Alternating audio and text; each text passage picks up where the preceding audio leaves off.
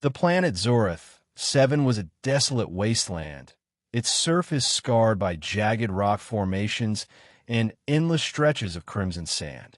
It was a place where only the most desperate or foolhardy ventured, a world forgotten by the galaxy at large. But for Lyra, a young Kessari explorer, it was a place of opportunity. The Kessari were a species of agile, feline-like aliens, known for their curiosity and love of adventure. Lyra had come to Zorath 7 in search of rare minerals, hoping to prove herself to her clan. But now, as she struggled against the crushing weight of a massive boulder pinning her tail to the ground, she realized she had made a terrible mistake. The boulder had shifted unexpectedly, trapping her in an instant.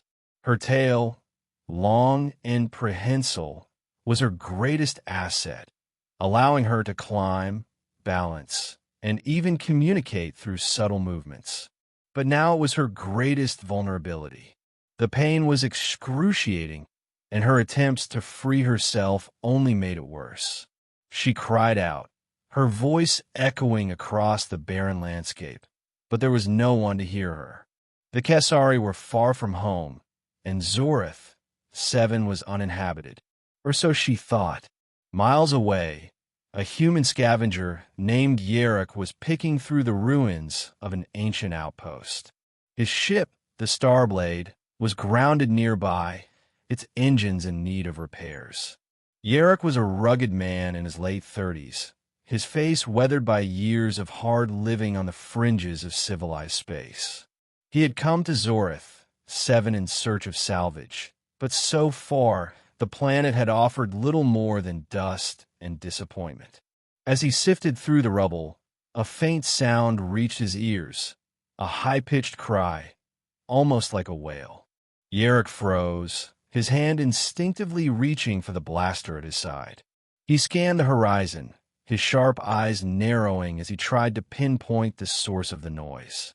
It didn't sound mechanical, nor did it sound like any animal he had encountered before. Curiosity piqued, he set off in the direction of the sound, his boots crunching against the rocky terrain. Lyra's strength was fading. The boulder was too heavy, and the pain in her tail was becoming unbearable. She had tried everything, pushing, pulling, even using her claws to chip away at the rock, but nothing worked. Her communicator was out of range, and her supplies were back at her ship, too far away to be of any use.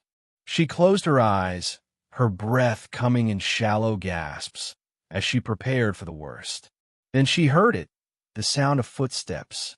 Her ears twitched, and she turned her head, her heart pounding with a mixture of hope and fear. A figure was approaching, silhouetted against the crimson sky. As it drew closer, she realized it was a human, a species she had only heard about in stories. Humans were rare in this part of the galaxy, and their reputation was mixed. Some said they were ruthless mercenaries. Others claimed they were kind and resourceful. Lyra didn't know what to expect. Jarek stopped a few feet away, his eyes widening as he took in the scene. A Kessari, her sleek fur matted with dust and blood, was trapped beneath a boulder. Her golden eyes met his, filled with pain and desperation. Jarek holstered his blaster and knelt beside her, his voice calm and steady. "Hey there," he said. "Looks like you're in a bit of a bind." Lyra winced, her voice barely a whisper. "Please help me." Jarek nodded, already assessing the situation. The boulder was massive, but it wasn't wedged tightly. With the right leverage, he might be able to shift it. He rummaged through his pack, pulling out a collapsible pry bar. He extended it with a flick of his wrist and wedged it beneath the boulder. "This is going to hurt," he warned, "but it'll be quick." "Ready?" Lyra nodded, bracing herself. Jarek planted his feet and pushed down on the pry bar with all his strength. The boulder shifted, grinding against the rock beneath it. Lyra screamed as the pressure on her tail was released, but Jarek didn't stop until the boulder was clear. He dropped the pry bar and knelt beside her again, his hands gentle as he examined her tail. "It's broken," he said grimly, "but it's not severed. I can splint it, but you'll need proper medical attention." Lyra nodded weakly, her gratitude evident in her eyes. "Thank you. I thought I was going to die here." Jarek gave her a small smile. "Not today. Let's get you patched up." Over the next hour, Jarek worked to stabilize Lyra's tail and clean her wounds. He shared his water and rations with her, and as her strength returned, they began to talk. Lyra told him about her mission and her clan, while Jarek shared stories of his travels and the scrapes he'd gotten into over the years. Despite their differences, they found common ground in their love of adventure and their determination to survive. When Lyra was strong enough to walk, Jarek helped her back to her ship, which was thankfully not far away. He even helped her gather the minerals she had come for, using his tools to extract them more efficiently than she could have on her own. As they worked, Lyra couldn't help but marvel at the human's resourcefulness and kindness. When it was time to part ways, Lyra hesitated. "Jarek," she said, her voice soft but sincere, "I owe you my life. If there's ever anything I can do to repay you." Jarek shook his head, his smile warm. "You don't owe me anything. Just promise me you'll be more careful out here. Not every human you meet will be as friendly as me." Lyra nodded, her tail twitching slightly despite the splint. "I will. And if you ever need help or a place to stay, my clan will welcome you. You have my word." Jarek tipped his hat, a gesture Lyra found oddly charming. "I'll keep that in mind. Safe travels, Lyra." As Jarek watched her ship disappear into the sky, he felt a sense of satisfaction he hadn't felt in a long time. He had come to Zorith, 7 looking for salvage, but he had found something far more valuable, a connection, however brief, with someone who saw him as more than just a scavenger or a mercenary.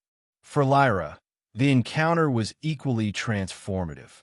She had been on the brink of death, alone and forgotten, until a human had given her a second chance. She returned to her clan not only with the mineral she had sought, but also with a story of kindness and courage that would be told for generations. Epilogue. Years later, Jarek found himself on the outskirts of Kessari space, his ship in need of repairs once again. He was hesitant to approach the Kessari, knowing how reclusive they could be. But when he sent out a distress signal, the response was immediate. A Kessari ship arrived, its sleek design a stark contrast to the rugged Starblade. To Jarek's surprise, the captain was none other than Lyra. Her tail, now fully healed, swished gracefully as she greeted him with a warm smile.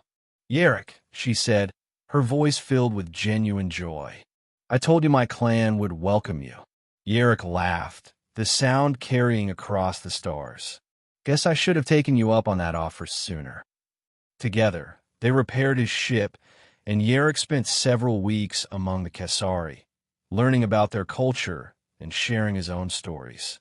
It was a friendship that transcended species and space, a bond forged in the unlikeliest of places. A boulder had held her fast until a human freed her, and in doing so, he had given them both a reason to believe in the goodness of the galaxy.